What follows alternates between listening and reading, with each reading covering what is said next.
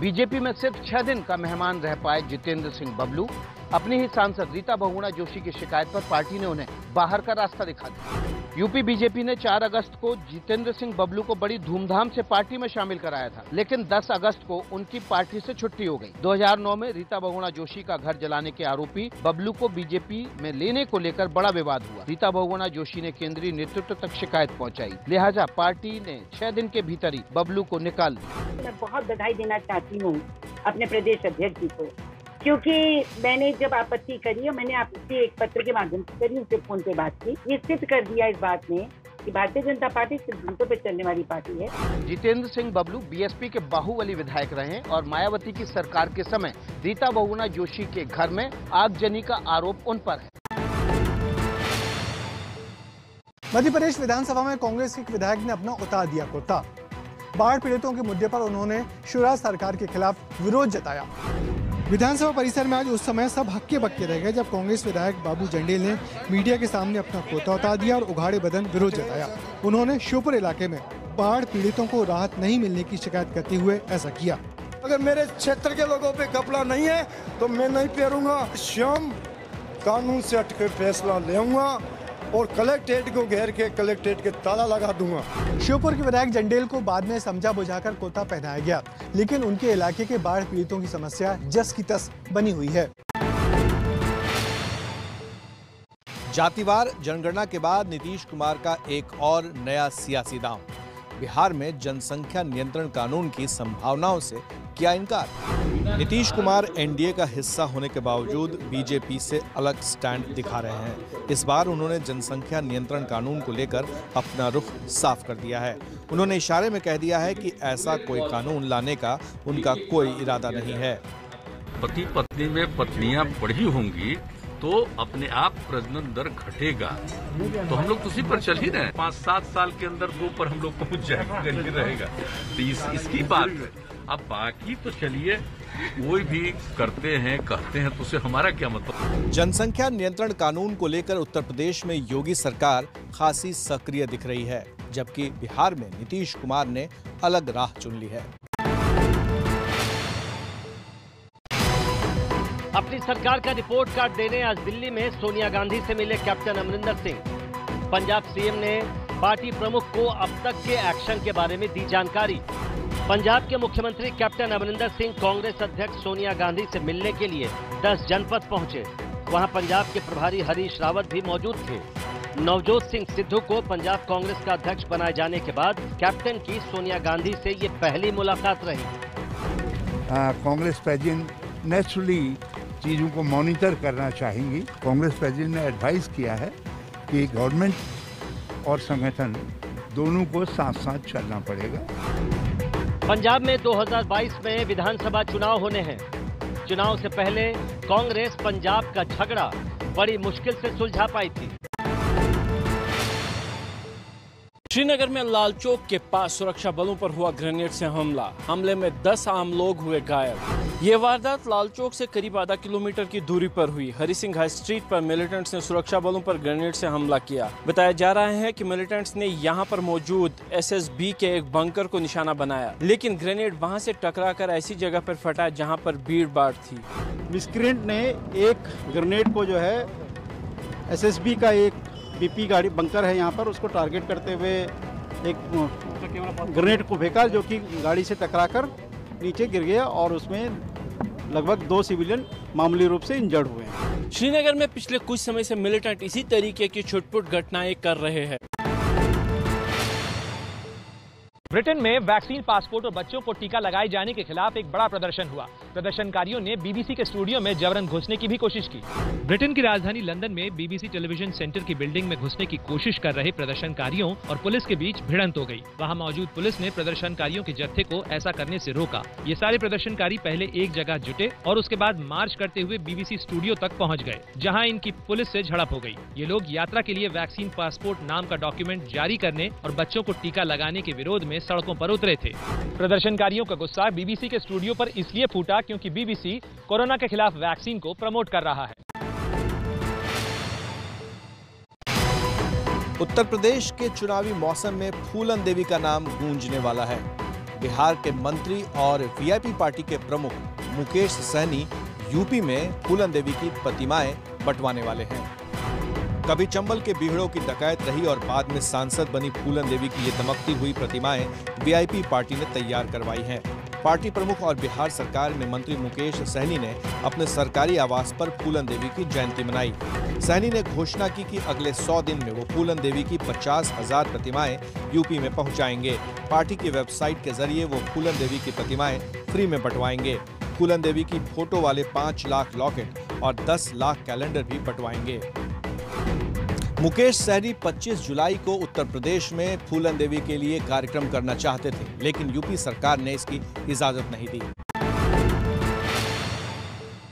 भारतीय ओलंपिक दल में शामिल रही महिला पहलवान विनेश फोगाट अस्थायी तौर पर सस्पेंड।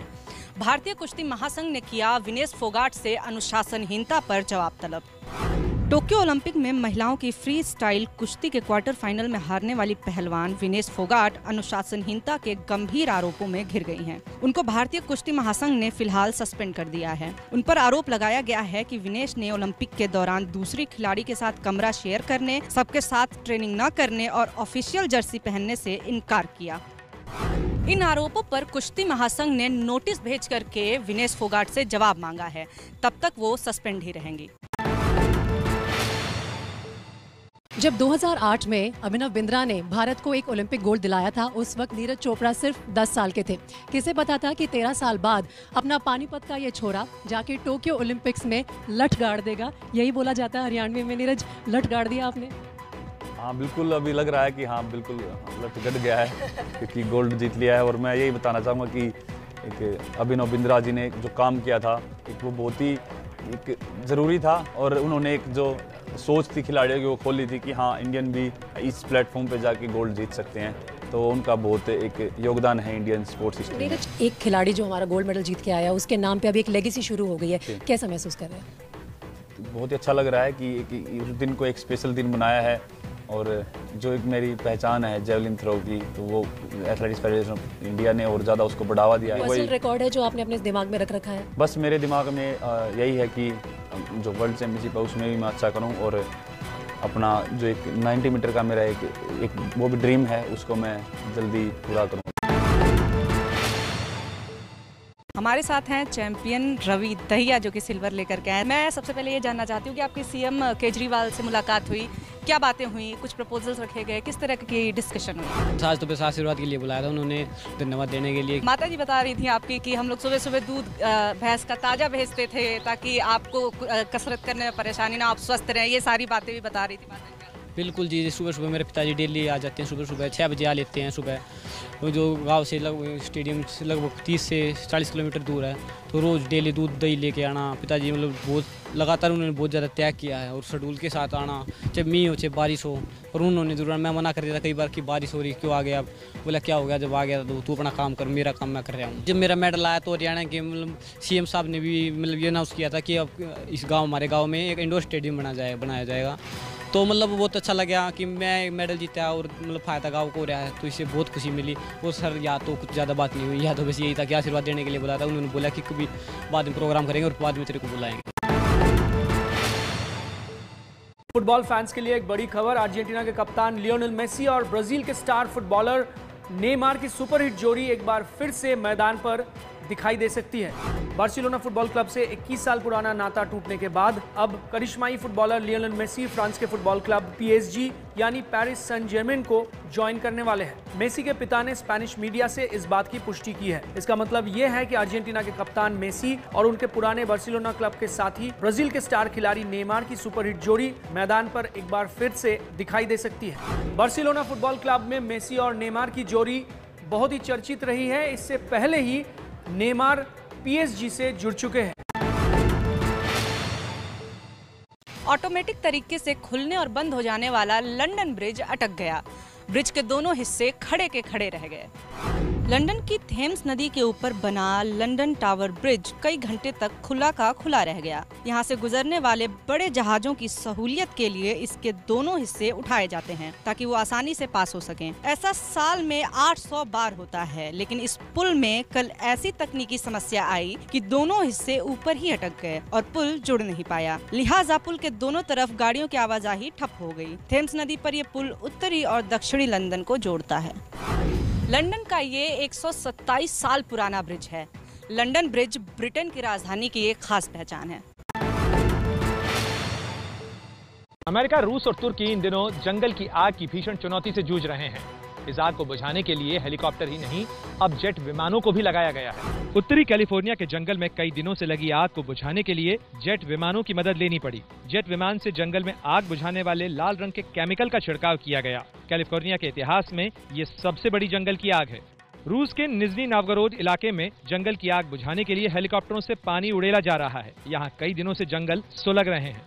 टर्की भी जंगल की आग से पिछले 13 दिनों से बुरी तरह से जूझ रहा है। आग से सुलग रहे जंगलों में आसमान से हेलीकॉप्टरों से पानी बरसाया जा रहा है। यूरोप के मॉन्टेनिग्रो के जंगलों की आग तो बस्तियों को झुलसाने लगी है। इस आग की वजह से यहाँ कई दशकों का सबसे ज्यादा तापमान दर्ज किया गया है। संसाधनों के मामले में ये तमाम देश काफी सक्षम हैं, लेकिन जंगल की आग को बुझाना इन देशों के लिए एक बड़ी मुश्किल साबित हो रहा है। दिल्ली के जंतर मंतर पर भड़काऊ नारेबाजी के मामले में फंस गए बीजेपी नेता अश्विनी उपाध्याय। विवादित नारेबाजी का वीडियो सोशल मीडिया पर वायरल है। जंतर मंतर पर ये उसी कार्यक्रम की तस्वीरें हैं जिनमें भड़काऊ भाषण लगने का आरोप है। ऐसे नारों का वीडियो भी सामने आया है। पुलिस अब इस मामले में बीजेपी नेता अश्विनी उपाध्याय समेत 6 लोगों पर कार्रवाई कर रही है। कई आरोपियों की तलाश में पुलिस छापेमारी कर रही है। जानकारी के मुताबिक दिल्ली पुलिस ने पूरे मामले में आईपीसी की धारा 153A और 188 के तहत केस दर्ज किया है। एक पर्टिकुलर संप्रदाय है, उसके खिलाफ कुछ टिप्पणियां कुछ लोगों ने की थी। इस तरह का एक वीडियो सामने आया था।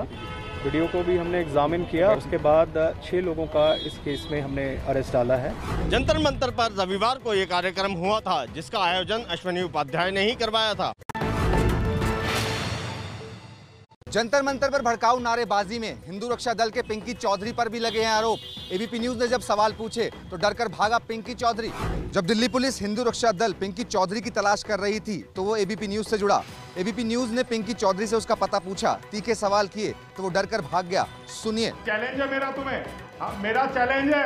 अरे सुनिए, चैलेंज है हमारा। चलिए रखिए फोन, रखिए, चले, दिमाग खराब है तुम लोगों का। हिंदू रक्षा दल का अध्यक्ष पिंकी चौधरी पहले भी विवादों में रह चुका है। विवादित बयान और हमले कराने के आरोप लग चुके हैं। कश्मीर दौरे पर आए राहुल गांधी ने कहा, जम्मू कश्मीर को मिले पूर्ण राज्य का दर्जा। अनुच्छेद 370 हटने के बाद राहुल गांधी की यह पहली कश्मीर यात्रा है। कश्मीर में गांदरबल के मंदिर में राहुल गांधी ने पूजा की। खीर भवानी मंदिर में पूजा पाठ किया। मंदिर के साथ राहुल गांधी श्रीनगर में हजरत बल दरगाह पर भी पहुंचे। फिर आया कांग्रेस दफ्तर में कार्यकर्ताओं को संबोधित करने का मंच। यहां से राहुल गांधी ने कश्मीर को पूर्ण दर्जे की मांग के साथ मोदी सरकार पर जमकर निशाने साधे। यहाँ पे फुल स्टेटहुड वापस मिलना चाहिए और जो लोकतांत्रिक प्रोसेस है जिसको हम इलेक्शन कहते हैं, फ्री एंड फेयर इलेक्शन होना चाहिए। 2 साल पहले अनुच्छेद 370 हटने के 2 हफ्ते बाद ही राहुल गांधी विपक्ष के प्रतिनिधिमंडल के साथ श्रीनगर आए थे, लेकिन तब प्रशासन ने सुरक्षा कारणों का हवाला देकर विपक्ष के पूरे प्रतिनिधिमंडल को एयरपोर्ट से ही वापस लौटा दिया था। झारखंड के धनबाद में लड़कियों पर चले पुलिस के डंडे। 12वीं के नतीजों से नाखुश लड़कियों ने जब प्रदर्शन किया तो पुलिस ने डंडे चलाकर हद पार कर दी। आपको यकीन नहीं होगा, लेकिन यहाँ छात्राओं पर पुलिस के डंडे चल रहे हैं। हैरान करने वाली ये तस्वीरें झारखंड के धनबाद की हैं। दरअसल ये छात्रा 12वीं के नतीजों से खुश नहीं थी और स्वास्थ्य मंत्री के कार्यक्रम में प्रदर्शन और धरना देने पहुंच गए। इसके बाद पुलिस ने तो हद ही पार कर दी, छात्राओं पर लाठियां चला दी। दरअसल छात्राएं मंत्री बन्ना गुप्ता से मिलने की मांग कर रही थी और पुलिस मना कर रही थी, लेकिन पुलिस ने जिस तरह से बल का प्रयोग किया है उस पर अब सवाल खड़े हो रहे हैं।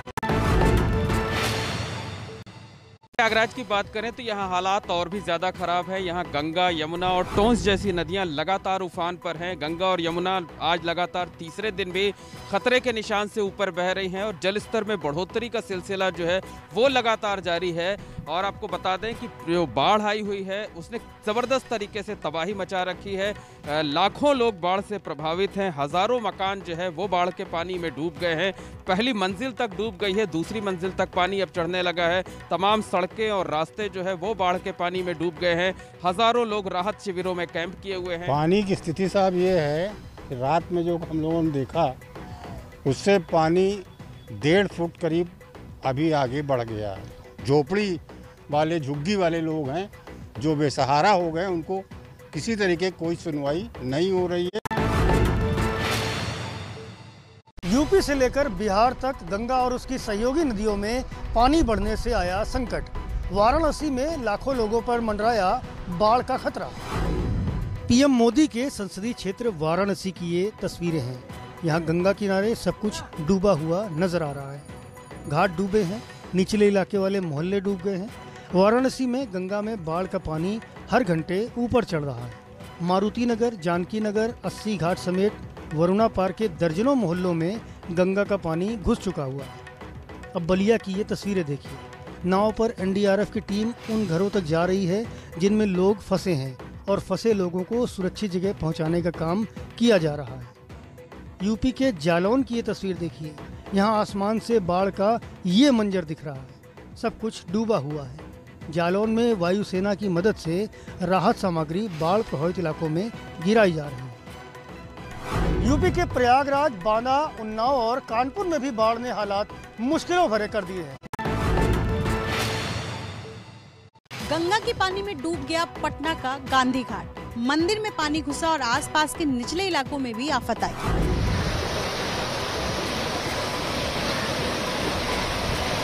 पटना में पुल के नीचे देखिए गंगा का पानी कैसे उफान मार रहा है। पानी बढ़ने की वजह से पटना का गांधी घाट डूब गया है। देखिए घाट पर सिर्फ पानी ही पानी नजर आ रहा है।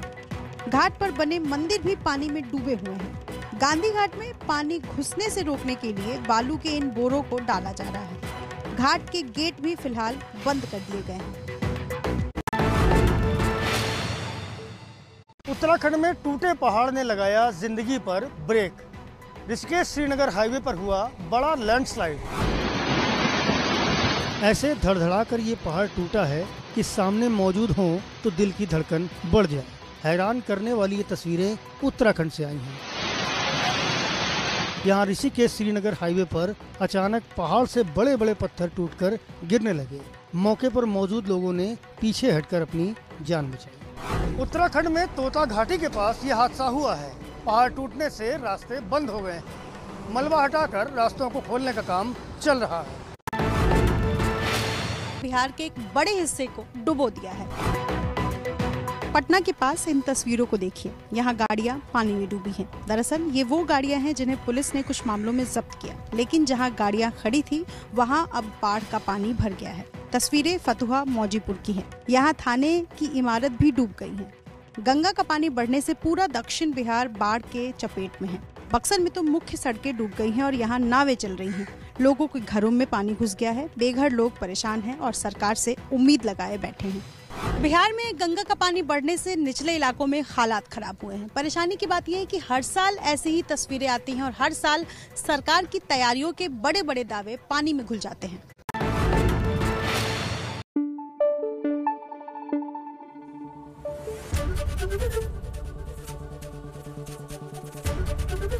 एबीपी न्यूज आपको रखे आगे।